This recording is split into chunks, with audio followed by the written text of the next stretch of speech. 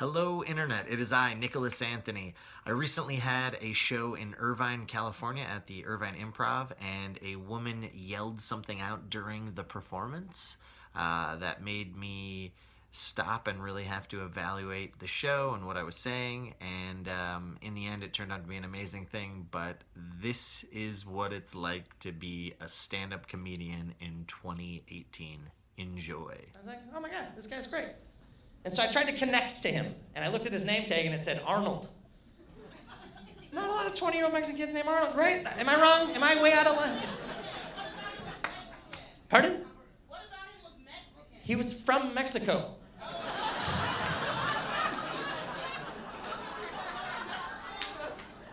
We were talking. He told me his story. Oh, God. All right. Now I hate you. It's not even about race. It's just, God damn it. Like, there's definitely racism in the world, for sure. And to be directed at me just seems foolish. Thank you. I would like to think of myself as a pretty progressive person, so maybe I'm wrong. And, talk to me after the show. If I'm out of hand here, please let me know. Kid, I'm just trying to I'm painting a picture here, all right? Thank you, sir. I appreciate that. Thank you. This is what we need, to not take ourselves so fucking seriously. We are in a comedy show right now. Thank you. Yeah. Again, I'm not trying to offend it. If I offended you, I apologize. I'm just trying to paint a little picture here, a little mind story here. That's all. Yeah, thank you very much. It was just a crazy story because this dude, I just don't see any ethnic, like, Arnold's an old name at this point. So I tried to connect to this kid. I go, hey man, what do your boys call you? And he got mad at me.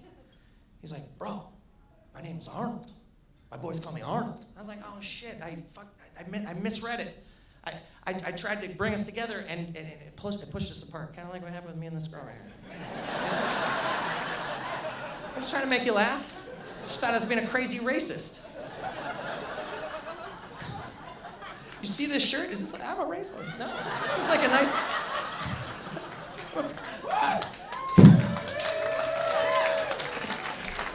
If you're a racist in California, you would be exhausted, by the way. It's so many people to hate. Like, no, God.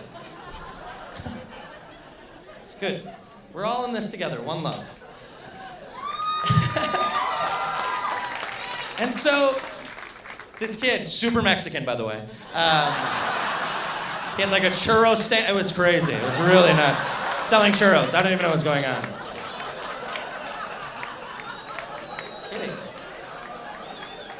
Kidding.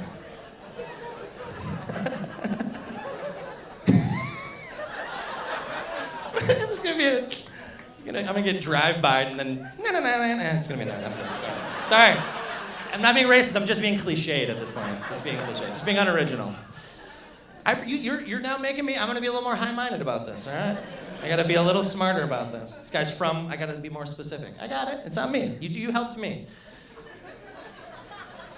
This is a real thing. This is live content. You're not in your home. You can say some shit. It's going to affect my mind. I'm listening, guys. I want to meet you fuckers. No, I can also come into the crowd. Just know that. It doesn't stop here. I was telling a story, wasn't I? Yeah. So this dude, he gets mad. He's upset with me. He's mad at me, right? And so I go, I said the thing. And then he said, with more confidence than I've ever heard anyone say anything, and I loved this kid, he goes, my father named me after the Terminator. It's like, I guess, yeah, you're named after a goddamn robot from the future who became the governor of a, yeah, fucking great name. I was worried that his brother Han, middle name Solo, was gonna show up and fucking... Like, what a weird fucking way. My dad name it so funny to me. That's it. That's the show. I don't have any. I appreciate it. That was very funny to me. Look, you know in your heart who you are, like, I look, from here to here, I look like a racist. I get it. This is a racist. I get it. I get it.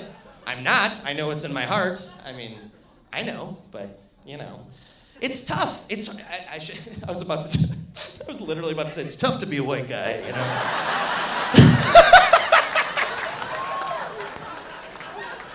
It's a real, you know, with all that power and all that shit, you know, I don't have that power. I'm not rich. I'm just some guy who's trying to figure my fucking shit out. Thank you. But it's, you know, but honestly, I will say this. Because I know I'm not racist, people are racist to me a lot, and that is weird.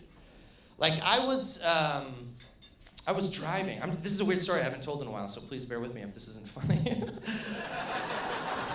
I was driving. You'll hear a theme in my story. For me, I'm trying to pull people together.